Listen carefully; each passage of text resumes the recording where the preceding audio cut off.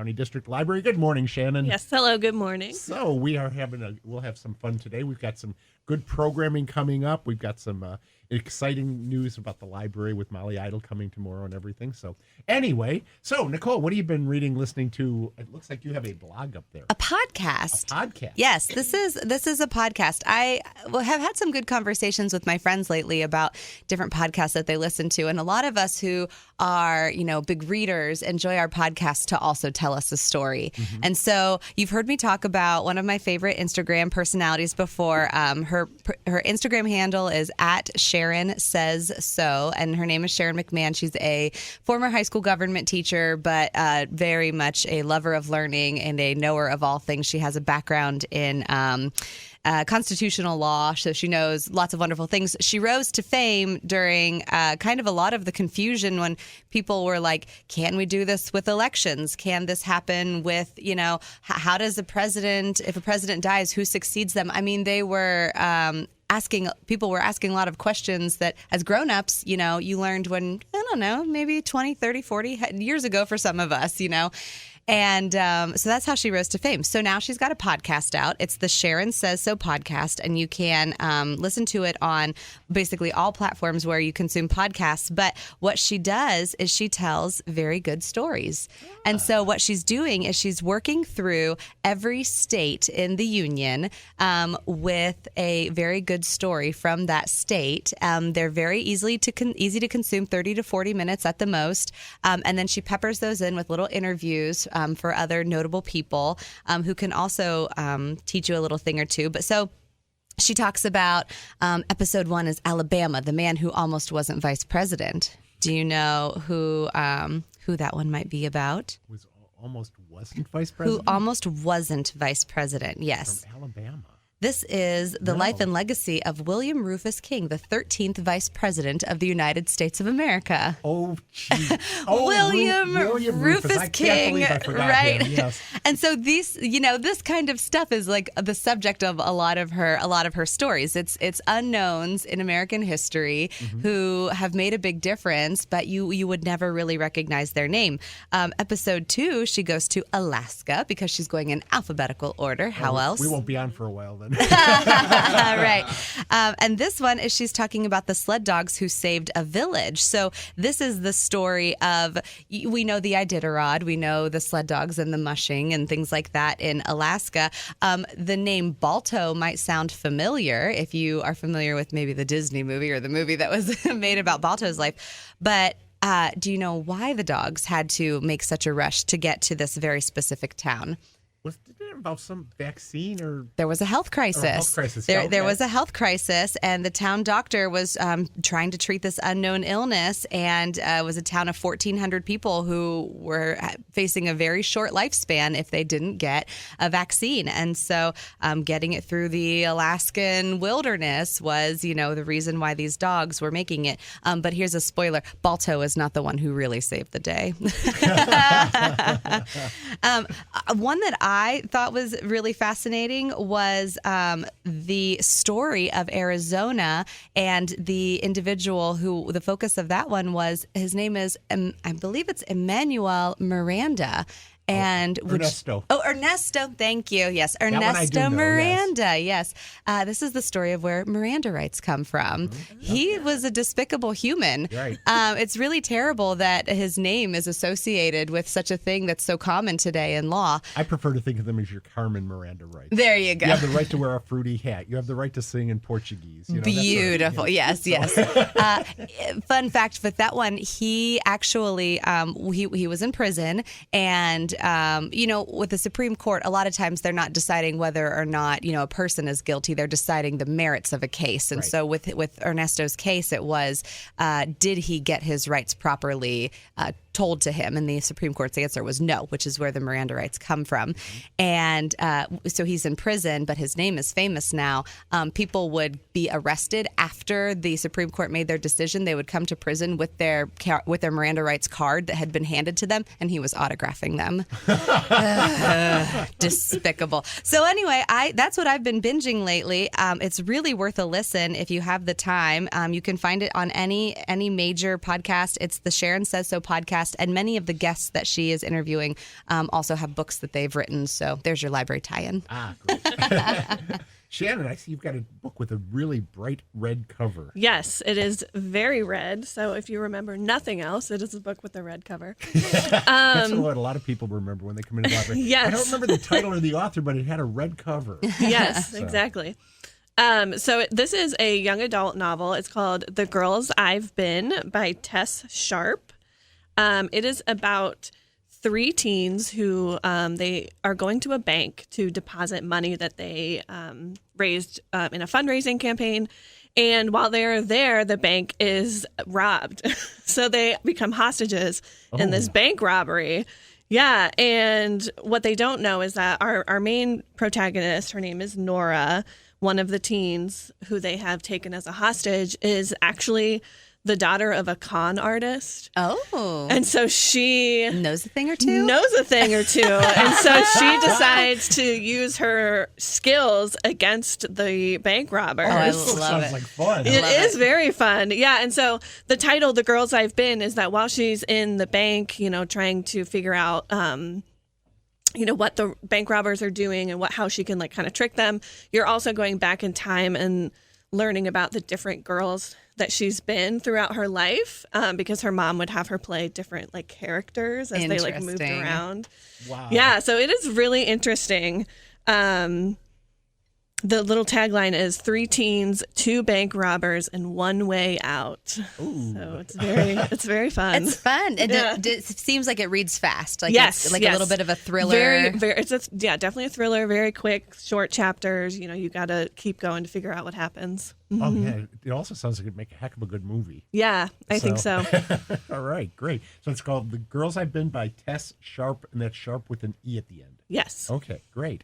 All right. Well, so, this week I read an Alex Award-winning graphic novel, and I mentioned it's an Alex Award-winning graphic novel because one of the people on the Alex jury is Shannon Schilling. Yes, I was on the committee that chose this book as a winner. Yeah, this book is called Kent State, 4 Dead in Ohio, and you have to be careful saying it because you want to do it like Crosby, Stills, Yeah. 4 Dead in Ohio. In Ohio. But this is an amazing graphic novel. It was written by Derf Backderf, whose real first name is John, but he always writes under Derf Backderf. This came out last year.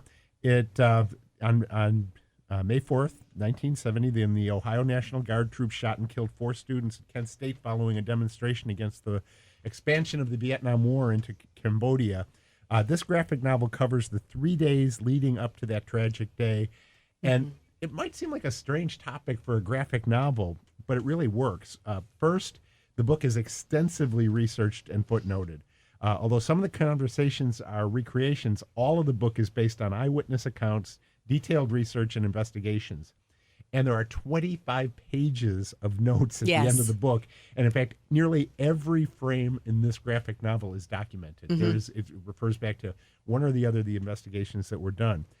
Second thing that gives it real credibility is the fact that Derf actually grew up in Cleveland and understands northeastern Ohio, that vibe between the urban, suburban, rural, the agricultural, service, industrial industries.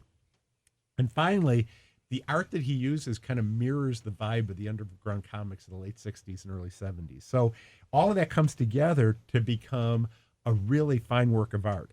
The book is not just a neutral retelling of the facts. He has a point of view, and he doesn't pretend to journalistic objectivity. But again, as I said, everything in here is footnoted and really carefully documented. He notes that the National Guard troops that were deployed to Kent were exhausted after days of trying to keep the peace during a strike by Teamster truck drivers. They were being replaced by non-union drivers, and there was a lot of violence and name-calling and rocks and fights and things like that. They'd been pummeled for days by these Teamsters. They'd been cursed and struck with bottles and clubs. They were just kind of burned out. He also notes that the troops had almost no training in crowd control. That they were combat troops. That's what they were trained to do. And they were led by a commander with no combat or crowd control experience, although he had commanded the unit that had crushed a riot in inner city Cleveland in 1966. He's extremely critical of Governor Rhodes. Rhodes was term limited as governor in 1970, and he was losing a primary battle to run for the U.S. Senate on the Republican ticket. He was losing to Robert Taft.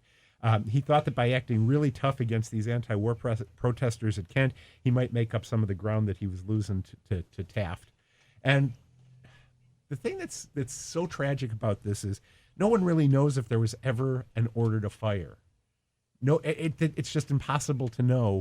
And the people who do know either are not talking now or took the secret to their grave. I mean, this was 51 years ago. A lot of the people who were involved have died since then. This has been a point of disagreement and litigation for nearly half a century. All that's really known is that there were 67 shots fired in 15 seconds. And just like that, 4 students were dead, another was paralyzed for life, and 8 more were badly wounded. Most of the people who were shot were not even protesters. They were people going from class to class. Right. And and one of the students who died was actually an ROTC student who was just walking between classes. He was over a football field away from the demonstration when he was shot and killed. A stray bullet. Yeah. Well, ish out of 67. I don't think it was a stray bullet. They weren't firing in the air. No one was ever held accountable. I mean, they finally settled the lawsuits in 1979, but there were nobody took accountability. And again, a lot of the evidence that should have been collected right at the scene disappeared. And there were also a lot of what's the word I want to use?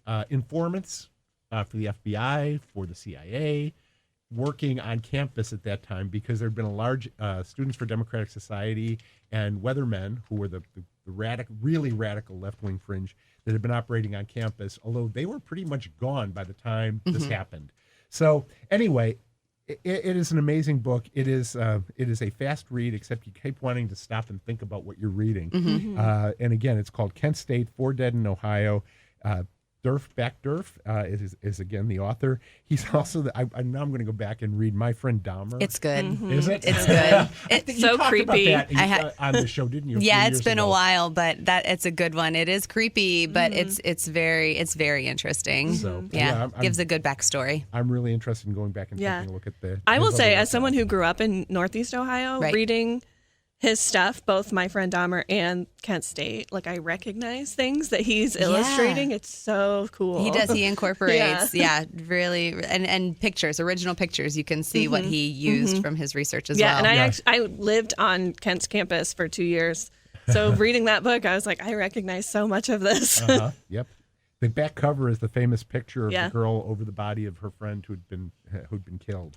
But it's a graphic novel version of that. It's not a photo of it. Right. It's not the actual newspaper. So anyway, highly recommended. Kent State, 4 Dead in Ohio by Derf Backderf, graphic novel available at your Delaware County District Library. And the reason I found this was it was on our staff picks shelf. That's a great place to find stuff you might not expect to like. That's right. So anyway, we're going to take a break here. We're going to come back with Shannon Schilling to talk about upcoming events at the Delaware County District Library, specifically stuff for teens. So stay tuned. Okay, Dave, we like your forecast because of our program tomorrow. If you're listening on Friday, this is Saturday morning at 10 a.m. at our Orange Library, the Imagination Garden. Molly Idle, our first outdoor, in-person, big program, and we are really looking forward to seeing her. So please, we asked for reservations, but if you didn't make a reservation, we probably can find space for you on the lawn. We're not going to have a person at the door asking if you're on the list. Right, yes. That's the best way of saying it. Right. So Molly Idle is a children's author, especially for very young kids, does books with no words. Yeah. Words you can, with beautiful illustrations where you can come up with your own story to go with them. So we're really looking forward to seeing her tomorrow. So Shannon, we've got a lot of fun stuff coming up with teen services. So we do, yeah. So let's talk a little bit about August 14th. Yes, so next Saturday, August 14th, is Free Comic Book Day. Yes. Yeah, so this is... it's George's dream.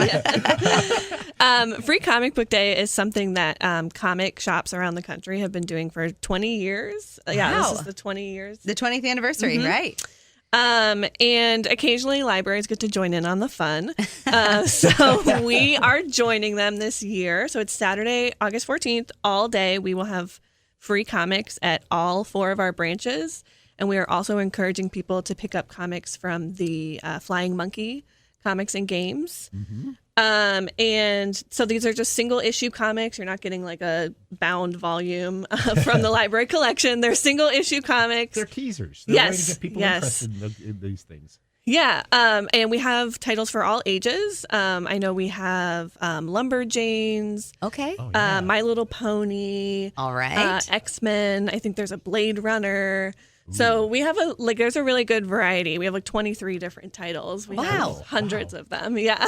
Where did they come from? Where did all these titles come from? They came from, I actually won something on Twitter. I won a little giveaway from Diamond, which is a comics publisher. Right. Oh my gosh. Yeah, they sent me all these boxes for free. That's amazing. Yes. And so no matter where you are, no matter what DCDL branch you go to, any branch on Saturday, August 14th is participating in Free Comic Book Day.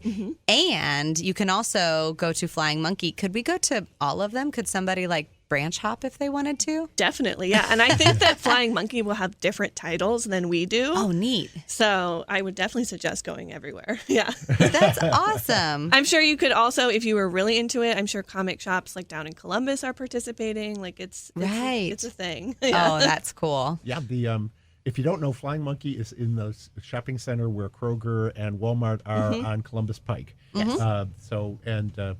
Of course, Molly's husband used to work at Laughing Ogre down in Clintonville, which Oh. is the big comic shop in Central Ohio. So, yeah, hit them all. What the heck? That's what they're there for. So, Yeah, it's usually, this is, I think, the first time it's been in August. It's usually the first Saturday in May.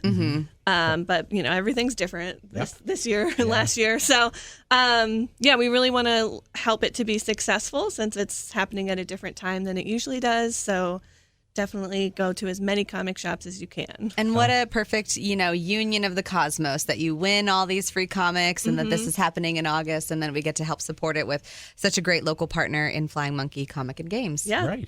So, you also have something in front of you there about the Buckeye Book Awards. So, tell us a little bit about that. Yeah, the Buckeye Book Award, I think I've talked about it on our show before. It is an award that is voted on just by Ohio students, Ohio children in grades K through 12. So there's 4 levels, and then each level there are 5 books chosen as a nominee for the award, and then kids read them and they get to vote on the winner. So we have the list in front of us. We were going to talk about some of the teen titles, I think. Yeah, So yeah. some of the, these are the 2021 nominees, which kids can vote on from September 1st to November 10th. So Okay. voting is not open yet. So, but you have a book list of this, and I assume that that's probably somewhere at the children's desk as Yes, well. So yes, it is. People can go pick up the book award. Maybe I'll put it in one of my columns for the upcoming week in the Gazette, and then people can like spend August doing some reading, and then September they can start voting. But they have all the way until November 10th. So Yes. yeah. So, what are the titles that are nominated for the teen book? So the teen, this is grades 9 through 12. We have Clap When You Land by Elizabeth Acevedo, The Inheritance Games by Jennifer Lynn Barnes, The Girl in the White Van by April Henry, Be Not Far From Me by Mindy McGinnis, and The Invincible Summer of Juniper Jones by Davine McQueen. Ooh, that's a I have fun to name. say I'm rooting for Mindy. I She's know. been on the show several times. Yeah. She's done stuff for the library. So I got to say I'm rooting for her. I'll admit it. I'm not neutral. She's a hometown girl, Exactly, so. But not all of these authors are necessarily. No. These are just popular titles, for Ohio students. Yeah, they don't have to have any connection to Ohio. They just are recommended by Ohio teachers, librarians, and students. Right. Yep. But if you have an Ohio teacher who's really pushing local authors, like Mindy McGinnis, maybe, they have a good chance of making the list. The thing I love about the Buckeye Book Awards is it's actually voted on by the people who they were intended for. Right. That's always been my problem with the Caldecott and the Newberry. Yeah. They're chosen by librarians, and they pick things that kids should like. These are things Yeah. kids do like. Right. So- I mean, if you look at the grades K through 2, one of the ones on the list is a 5th in the series. It's the 5th in the Narwhal and Jelly series, and it's Happy Narwhalidays. Kids love that series. I don't know if that's going to win a Caldecott, but I can tell you it's not. Yeah, but it's sort of like the difference between the People's Choice Awards and the Emmys or the Oscars. exactly. So I love that. And Yeah. that's been going on. It has been going on for quite a while now. The Buckeye Book Awards. So Have you read any of the teen ones for grades 9 through 12? I have read 2 of them so Okay. far. I've read The Inheritance Games by Jennifer Lynn Barnes and Be Not Far From Me by Mindy McGinnis. Okay. The Inheritance Games is about a girl who inherits a fortune from a man that she has never met and has to figure out why. Okay. And then, of course, all of his family is, they're very questioning of who she is and why she got the money. So it's also some drama and mystery there. And then, of course, our favorite, Mindy McGinnis, Be Not Far From Me, is about a girl who goes on a camping trip with her friends and gets left behind and is trying to survive out in the wilderness for a few days. I can't remember how many days she's out there. We were saying it's like Lord of the Flies meets Wild. It's probably more like Hatchet meets Wild, like kids and she alone is, in the wilderness. She's out on her own trying to survive. Like, she doesn't have a phone. She doesn't have shoes. Oh, no. That's the other thing. And Naked and Afraid. There we go. Add it all. So, if you're into like survival adventure kind of stories, that's a really good one. Cool. Great. Okay, that sounds really good. Well, thank you very much, Shannon. I really appreciate that. We've got a couple of things coming up at the library this week that I just want to mention. Community stops are up with the bookmobile again, and on Monday, the bookmobile will be on Lewis Center Road in Galena. Now that's on the Columbus or the Delaware County District Library side of Galena, as opposed to the Sunbury side. But this is they'll be there from 10:30 to 11:30 at 4171 Lewis Center Road. It's a great opportunity to have the library come to you. We also have Vicky's Afternoon Book Group coming up this week. On both the afternoon and the evening, they're going to be reading The Lost Man by Jane Harper. That's Wednesday from 1 to 2 or from 6 to 7, whichever works better for your schedule. And those are registration events, so you want to register so you can get the Zoom link for those, because those are online. And we're also doing a maker studio on Tuesday. That one's in person. Oh, that is in person. Yep, You're we right. just switched it over. We looked, no one was registered, and we were like, you know what? Come on in. Come on in. Come and find out what our maker studio is like at the Delaware Library. I took our board president through there, and Kellen gave him a tour the other day. And Michael was quite blown away by everything that they're doing in that. Most people are. It's a gem. So really stop in is. and see it inside the Delaware Main Library. But if you want a guided tour, Tuesday, August 10th at 6 o'clock. And so we'll be more than happy to welcome you back. You will come in when you see in the library now because of the higher level of transmissal in Delaware County. Staff is wearing masks again. We do encourage you to wear a mask. It's not required. There's no mandate for the public to wear it. We do encourage it, though. They are available. If you don't have one with you, you can pick one up at the library. And, of course, we got the hand sanitizer still out and everything as well. So be patient with us. We're being patient with you. So, Exactly. Thank you very much, Nicole. Always a pleasure. Have a wonderful weekend. Thank you. Shannon, thank you so much for everything, not only today, but everything you do for teens in Delaware. We really appreciate it. Oh, yes, of course. And Thank you for Gage, having me. Always a great work behind there, behind the board for us. We really appreciate it. Thanks to our friends in the library, and we look forward to when we see you in the stacks.